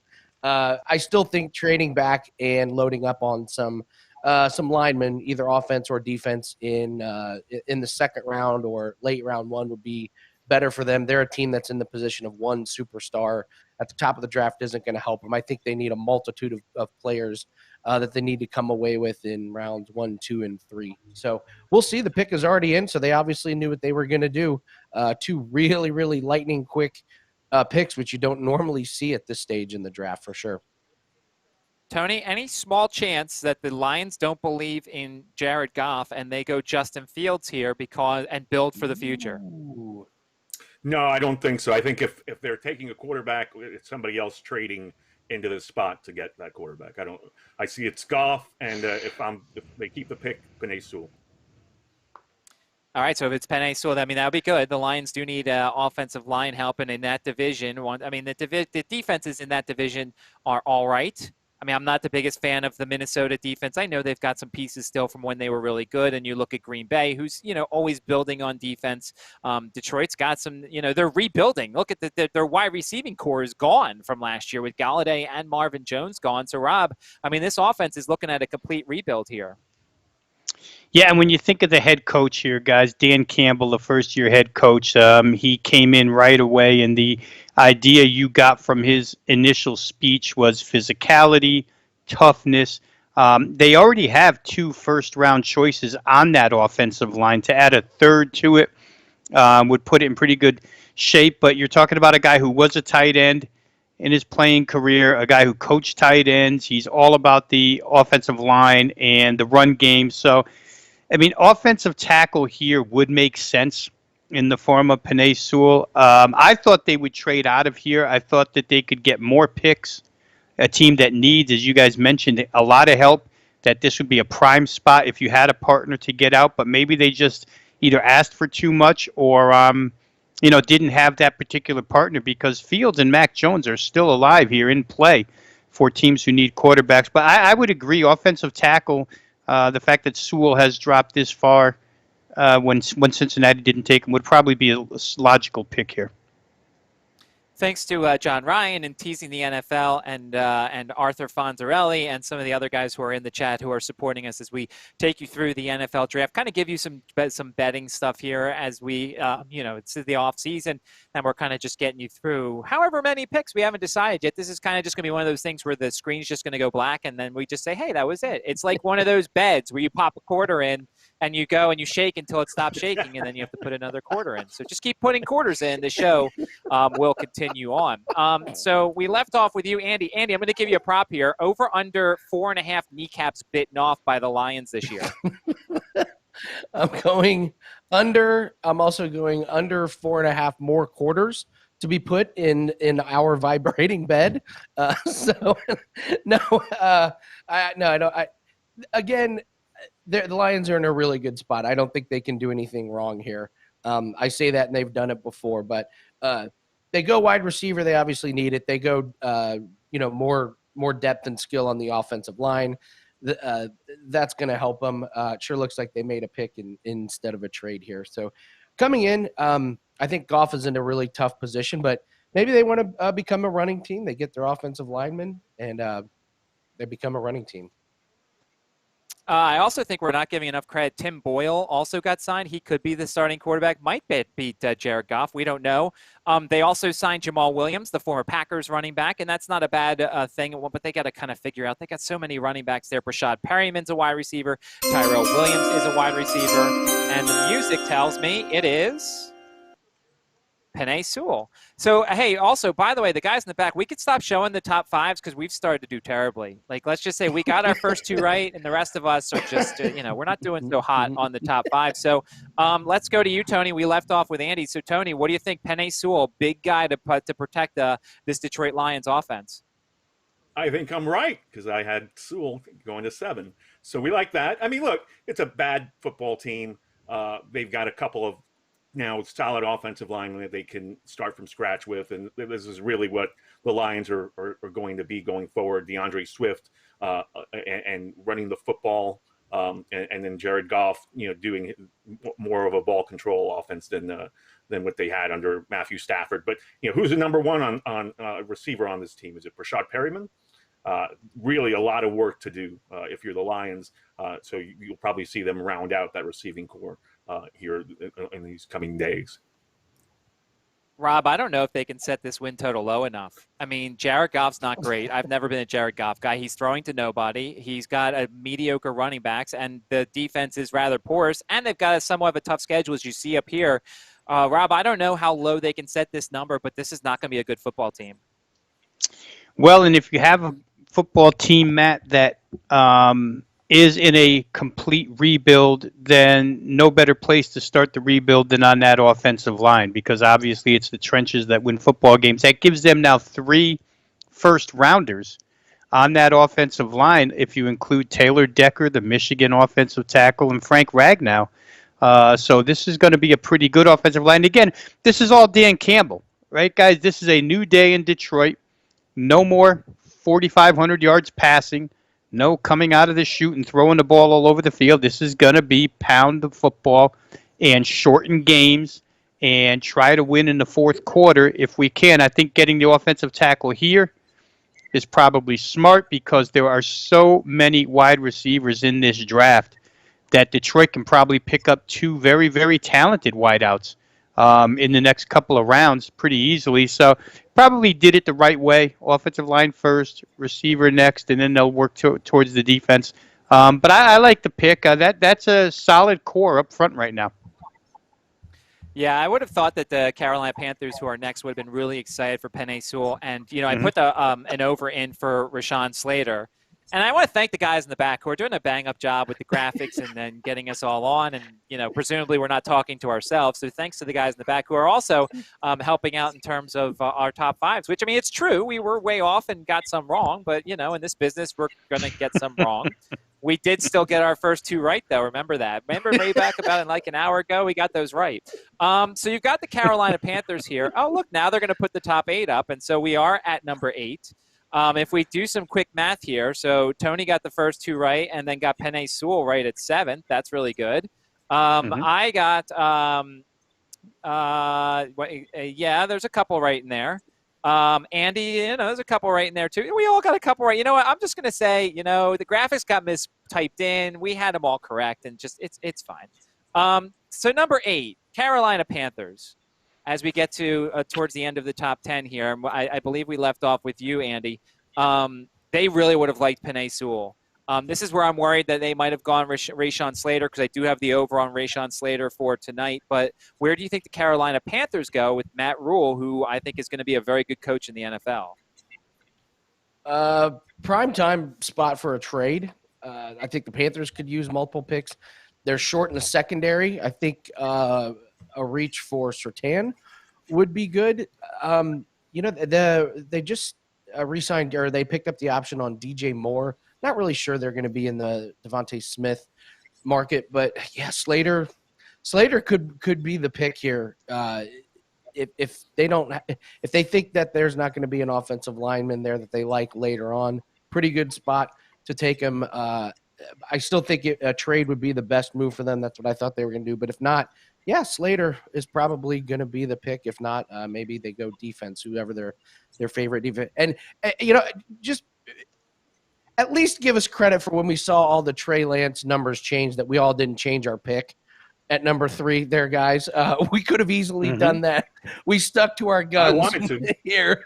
So I know we all thought it, but we didn't do it. I'll say this, for Carolina, I'm really looking forward to Sam Darnold getting back with Robbie Anderson, because they had really good chemistry in New York, and there's a lot of people. And look, I love Robbie Anderson. You guys know that. I mean, Andy certainly knows I love Robbie Anderson. Absolutely. Carolina's schedule, I mean, look, based off of name value for some of the teams that we see on Carolina, they've got the AFC East as their crossover at the Houston Texans is their 17th game. They're in the tough division. They're going to host the Patriots. They're going to host the Jets. So it's kind of a tough schedule here. But I feel like if Carolina gets this right, Tony, I feel like Carolina's building a nice little core and could be a decent team this coming season. Okay, yes. I just hit my over in the Pacers in the net, so excuse my excitement. With 43 seconds left in a game that really looked like it was going to get away there for a second. But the Carolina Panthers, I mean, look, Darnold and Robbie Anderson, that's great. I think here I would pick Devontae Smith, getting him another weapon, but anywhere you want to go on the board here is probably fine. You can upgrade a roster with a team that took some strides last year, despite the fact that Christian McCaffrey was out. So, whatever they do here is probably going to be the right move. Well, I'll say this. There's a guy on Twitter who has been saying picks, and I don't know if it's a correct one. Let's just say if this is the pick that is, it's a very interesting one that I know we're waiting for the stinger and the dinger and all that good stuff. But if this is the pick that's on Twitter, we're going to have some stuff to talk about here. It's not a quarterback. There's the sounder. And you guys can all see this. I'm sure some of you are following along on Twitter, so you know what's coming as well. Rob, we'll go to you first as soon as the pick comes up. And, yeah, it's a bit of a shocker. It's J.C. Horn. So it's not even Patrick Surtain or Surtain. Wow. It's J.C. Horn, the corner out of South Carolina, which throws some things into whack here because, of course, the Eagles figured if Dallas takes Surtain, then J.C. Horn would be there. But interesting selection here, Rob.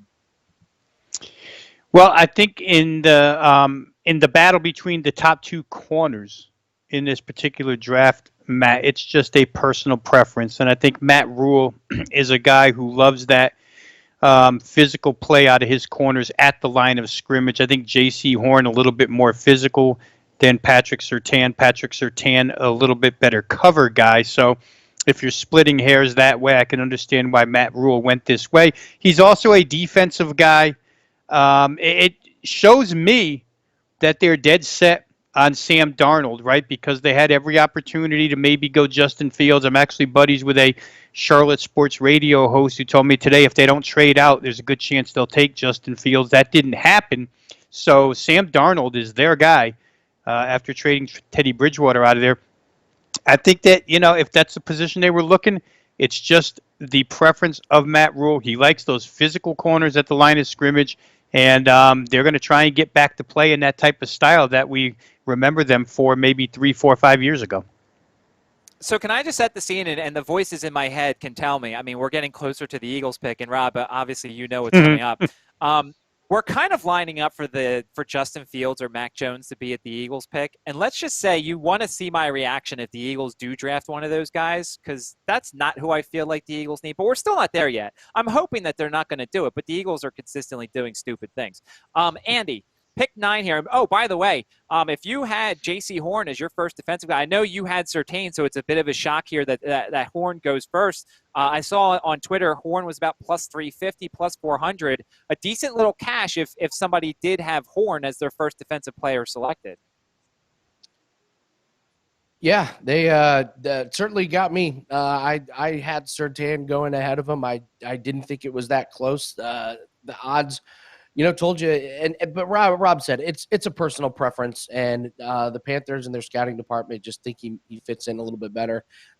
Someone's going to get a really, really good player in Surtain. I still think he's more NFL ready than Horn. I think Horn, a little bit of a project, got all the athleticism in the world. But I'd like the pick for Carolina. And yeah, they are going all in on Darnold. Denver is up. This could be a place for Fields. Denver could get their quarterback of the future without having to move up. So I think they would see that as a really big victory. If it's not Fields, not really sure who Denver goes with here unless they're talking some kind of a trade. But yeah, J.C. Horn is the first defensive player. That's a really good cash if you had it. Certainly got me. Did not see that coming. But when it got to him, and I said they were going to go defense once I kind of saw it lay out. But I also think Slater's going to slide just a bit and there's going to be a team outside of the top 10 that's going to get a really good offensive lineman. Could be your Eagles, maybe. No, too smart. They're not. They're Too not smart. Gonna, they're not going to. Yeah, they're not going to do that. And by the way, folks, I was not trying to be a jerk to Andy because I know that it was his best bet. It just, it was interesting to see that. And of course, this is why betting the NFL draft, you can have a really good day because you could hit one of these little long shots, or you can have a bad day because you pick some of these -110s, -120s, and none of them hit because some of these teams are nuts. What are you doing here, Tony, at 9? The Broncos potentially have been mentioned with Aaron Rodgers. You're obviously not getting a trade done there tonight. If they pick up Justin Fields, I don't know if this is the sport like the NBA where you can't trade your first-round pick for like a couple months or whatever, but where do you think the Broncos go in number 9? I mean, I think this is a good spot for a quarterback if they're ready to turn the page on Drew Lock, or if they want some flexibility, and if you're going to go after Aaron Rodgers, send somebody the Green Bay's way. Really wide open in this spot. And you can also go Slater and upgrade your offensive line. Yeah, and you can also go Micah Parsons. He's a good linebacker for that Fangio defense in Denver. And Denver, look, can I just say now, last year I tried to tout the Chargers as the team that could knock off the Chiefs. I think, Rob, this Denver defense next year is going to be very good because they've got some good corners. They've got some good linebackers. Von Miller's still there. I think Denver's defense is going to give some teams some fits next year. Yeah, and I'll say this, Matt. I was just on the YouTube channel commenting on this pick, but as a lifelong Broncos fan, for me, I would be most interested if they took either Micah Parsons or Patrick Surtain here. When you're trying to beat Patrick Mahomes and the Kansas City Chiefs in that division, Mac Jones and Justin Fields aren't the difference makers right now with Denver. The difference makers are having enough corners. We saw it from Tampa Bay. You got to have linebackers that can go sideline to sideline, and you've got to have enough guys to cover. And Denver did some work in the offseason as far as picking up defensive backs are concerned. But when you look at it, Duke Dawson is their starting left corner right now. And if you could exchange that for Patrick Surtain and push Duke Dawson to a reserve or a dime back, then you've really got something against those Kansas City receivers. So for me, I would think that if they can't trade out, that would be the first option to trade out of here. But if they can't, I would think Patrick Surtain or Micah Parsons would be really good fits for Denver right now. Denver needs that speed at linebacker. Just don't have it right now. Yeah, Denver's going to be hosting the Ravens, and then, of course, as part of the division, the Chiefs will be playing twice. They play at the Giants. They play the Washington football team at home. They're going to host the Lions as part of that 17th game. So there are some winnable games here. The Broncos, if they figure out their quarterback position, they're going to play a lot of 17, 13 games, it feels like. And so also, guys, we're kind of trying to figure out here where the trade may happen. Because there are still 2 quarterbacks falling. Justin Fields is a guy that, we didn't think would be available at this point. Dallas is not going to take him. The Giants are not going to take him. You think the Eagles may not do it. So you could potentially sit and wait. The Patriots are at 15. I have on my mock draft, and I didn't post it anywhere, but I have Justin Fields falling to them at 15. But we'll see. The pick is in for the Denver Broncos. What do you think, Andy? Where do you think the Broncos are going here? Nothing would surprise me here. I think they've made every indication that they're done with Drew Lock. So unless they have something else behind the scenes, maybe Fields.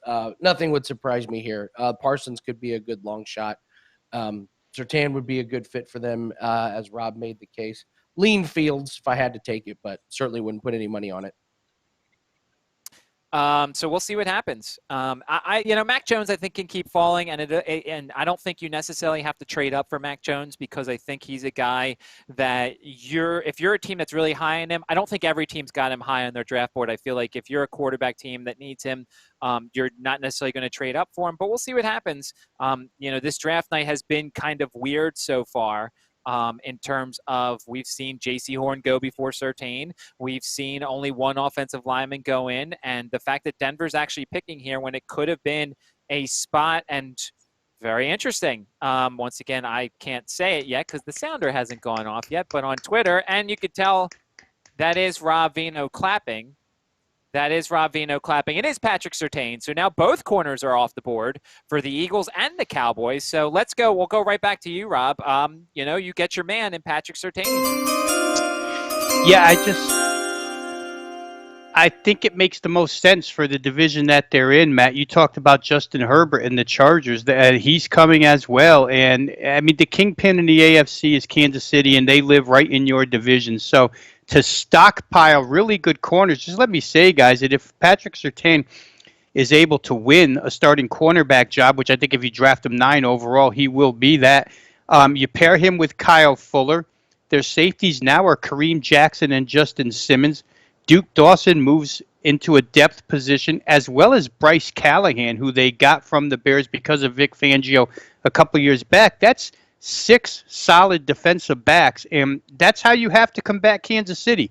You have to be able to stop them from just moving up and down the field on you. So I think Patrick Surtain, maybe he was even the best available talent left on the board to some, but I think for what Denver needed, this was the guy to take. So as a fan, pretty happy. Doesn't mean I'll bet him anymore, but they have a fighting chance now against Mahomes and that receiving crew. Tony, let's just say this. If they get Aaron Rodgers, which is still a long shot, but if they get Aaron Rodgers, how much and how high are you going to be on the Broncos with that defense and now a professional at quarterback? No, I mean, Rob hit it on the head. The upgrades in the secondary, they also added Ronald Darby, who started every game for Washington last year. So they've got him and Fuller and now Surtain. So, yeah, certainly I think you have to like what you've seen on that side of the defensive side of the ball even last season. And then if you can add an Aaron Rodgers, that's an instant upgrade that turns you into a Super Bowl contender. So even with the Chiefs in your division. But, again, that's a big leap with Aaron Rodgers in play. If he's not in play, then, you have to find a quarterback and get some consistency on offense. So now we round out the top 10 here as we come to the final pick of that top 10, and it was the Dallas Cowboys. And I think a lot of us thought, and a lot of the mock drafts had Surtain going to the Cowboys. It's a big need for Dallas, who, let's be honest, last year CeeDee Lamb was a luxury. It was not a need. They had a very good offense, and they made it even better with CeeDee Lamb, but they didn't help their defense. Sean Lee is retiring. So let's go to you, Andy, here. Dallas needs defense, but we know Jerry Jones loves substance. Is there any chance Devonta Smith goes here and they just, throw it every down, I feel like, in Dallas? I was thinking that. I mean, Jerry Jones sitting there. And yeah, let's take another wide receiver. None of those guys felt to us. Well, now they've got some interesting options here. Slater's still there. Like you mentioned, Sean Lee retired, so maybe this is a good spot for Parsons to go there and shore up the defense. It's a tough spot for them because they need defense, and I just don't think there's a real stud there, Parsons. I mean, maybe they reach for, the defensive end for Michigan, Kwity Paye, but that seems, way high. It's just, it feels like where you're at in the draft right now, you've got a really good wide receiver and you've got some really good offensive linemen. You can never have too many offensive linemen. But if you're the Cowboys, you were really looking for defense, and the 2 elite corners go right in front of you. I bet there's a lot of head scratching going on right now in the Cowboys franchise right now. So, Rob, take us into the Patriots war room here. It's 10. It's Cowboys. And it's Cowboys, yeah. Giants, Eagles, Chargers, Vikings. Then you guys. There's a chance you don't need to trade up, and maybe one of those 2 guys falls to you. Are you calling the Cowboys, or are you sitting pat and hoping that both of the guys fall to you and you potentially don't have to go anywhere? I think the call is being made. I think you have to at least try and see what Dallas's asking price would be. If it's too high, you just sit. If it's not too high, then you go ahead and maybe make that move for Justin Fields at this point in time, Matt. So we'll see. It's not in Bill Belichick's nature to trade up, but certainly Cam Newton's not the long-term answer there, and I don't think that you have to feel like Matt. Calls were made. Yeah, we do. Look who it is. Oh, God. Don't put the camera on me. Put it on Rob. Put it on Rob. No, don't show me. No, don't show me. Oh, no. My. It's like this they is heard what the quarter was about to run came out. For. They heard the quarter was about to run out in the vibrating bed, and they're like, no. We need the Eagles to pick while Matt's on some sort of camera.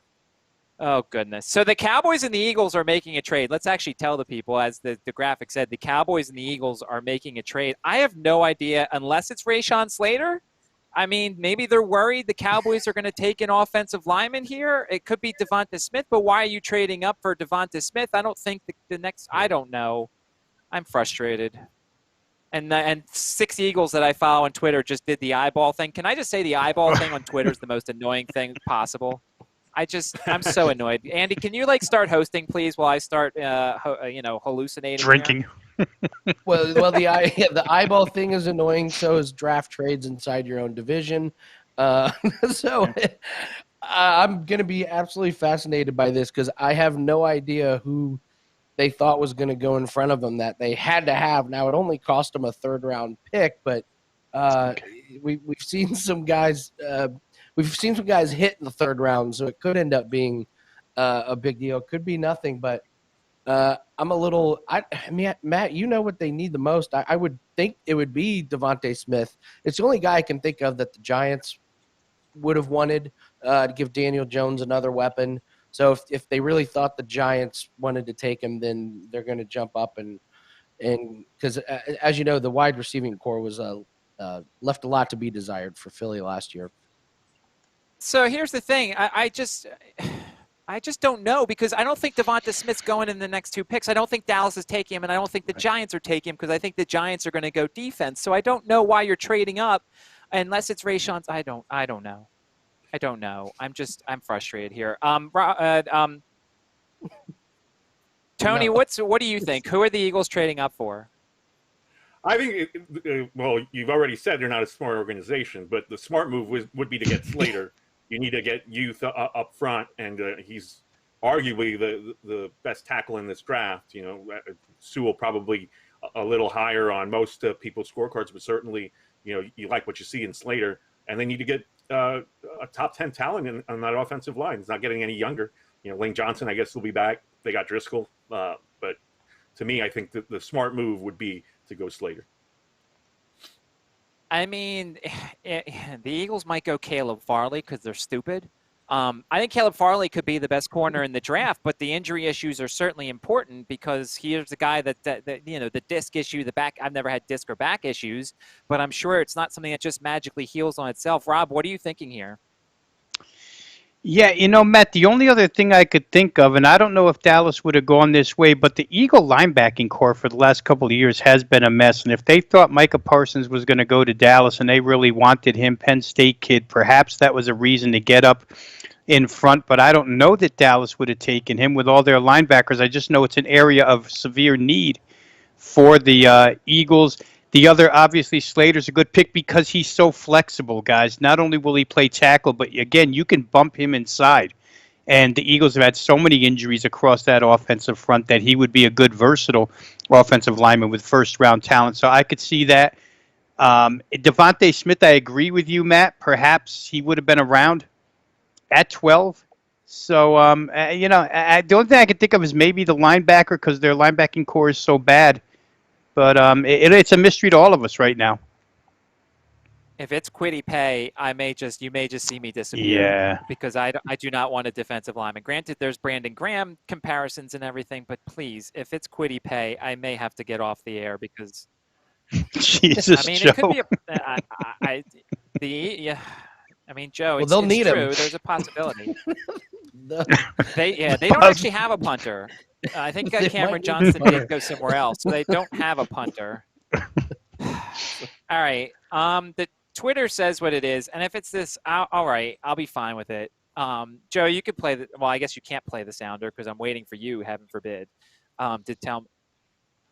You're the one who's supposed to tell me when the pick is in, even though all of Twitter is already reacting to it. By the way, the pick is the trade was pick 10 for pick 12 and pick 84, which is a first and a third to move up 2 spots. Okay. And I don't know. Whatever. I'm just going to say it. Twitter says that beat me to it. Thank you. Twitter says it's wide receiver Devonta Smith. And I don't think he would. I think he would have been there. I don't think he would have traded up. I think he would have been there. Andy, do you think the Giants would have taken him? Because we know the Cowboys wouldn't have. No, we definitely know the Cowboys wouldn't have. The Giants trying to get more weapons for Daniel Jones. Um, I, I actually think the Giants get a gift here with Slater being there. So they definitely need help on the offensive line. That's what I think the Giants would have gotten if Dallas didn't trade. But I think Dallas didn't know what to do with it, and they figure why not get a third-round pick for moving down a little bit. There's nobody here that we're in love with, so. Philly adds a very quick, sure-handed receiver, and it looks like the Giants. My guess is they're going to get a really good offensive lineman here. I just don't think they need to. I mean, Rob, do you think they need to trade up here? Do you think the Giants were that close to taking him? They might have felt that, Matt. I can honestly say they might have felt that. You just look at the Giants receiving core, and their eggs are all in the Daniel Jones basket. So perhaps, Darius Slayton, they did go out and get Kenny Golladay, so you wonder if they would have made the pick. I don't know. It's hard to tell what was in the Eagles' mind here. Now, all this being said, let me just say that they got a sensational player. I mean, I thought he was going to go a few picks ago. This is a sensational wide receiver who his ex-teammates say had the best hands of all of them. Great route runner, something that Philadelphia can't really boast right now in any of their wide receivers. Jalen Reagor, we can't call him a bust yet, but certainly they didn't get what they wanted out of him. This is a guy I'm pretty sure that they'll get what they expect out of him, and it's a reuniting, so to speak, with your quarterback, Jalen Hurts. So there's immediate chemistry there between those two. So I like the pick. Whether or not they had to trade up for him is debatable, but I do think he'll be a difference maker for the Eagles. By the way, according to one person on Twitter, at the Circa in Las Vegas, it opened at 9.5 for Devonta Smith and closed at 11.5. So you could have middled that thing perfectly because he got 10. And by the way, as we get ready to wrap things up, and we thank everybody who has joined the feed. By the way, the Bears are now on the clock. The Giants are not on the clock. So who the heck knows what the Bears are going to do? But Here hey, comes Justin Fields, right? This has to be. Has to be. It has to be Justin It Fields. would have to be. And if you're the Giants.